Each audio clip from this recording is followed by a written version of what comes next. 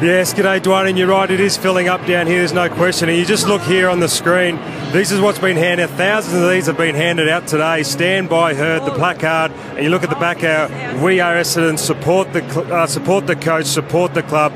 Fantastic that they're handing these out, and so they should. They should really be behind this man. He is one of the greats of the club in the AFL. They brought the Stand by Herd signs.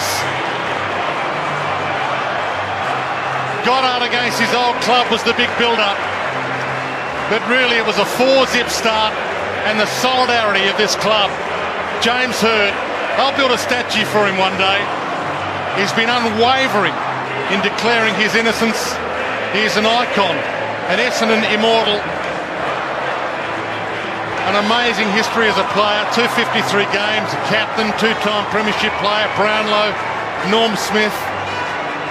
No other player in the AFL, VFL history has Herd's set of achievements in becoming a one-club icon, and this could be a whole new era under James Herd.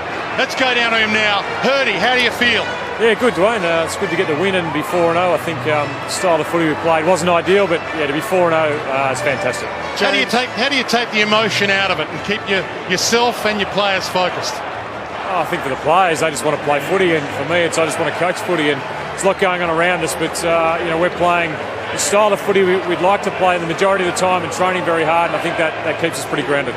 James, the players take care of themselves once they go out on the ground, but when you can actually motivate them and you see that reflected in tackles, you see that especially in contested possessions, you really took it to the Saints tonight. Your contested possession was way up there. Yeah, look, the contested possessions was up. I think our tackles were probably down from what we would have liked, but in terms of around the contest, I thought we were very good, and that's where we won the game. Herdy, how's Michael Hurley? We saw him go off with an ankle. We can see him there on crutches coming over.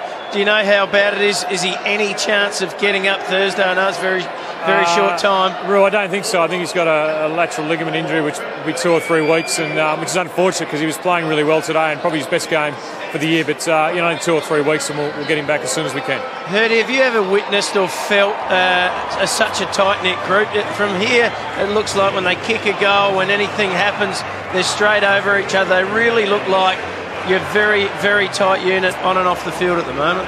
Yeah, Rue, it's fantastic to be part of a group that care for each other so much, and that's from the president to the board to the administrative staff, the coaching staff and the players. It's a tight-knit group. We've obviously got our challenges, but in terms of what we're doing out here on the field, it's pretty special.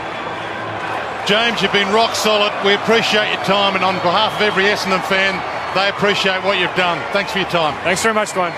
Well, James Herd, the one and only. It was all about James Herd during the week.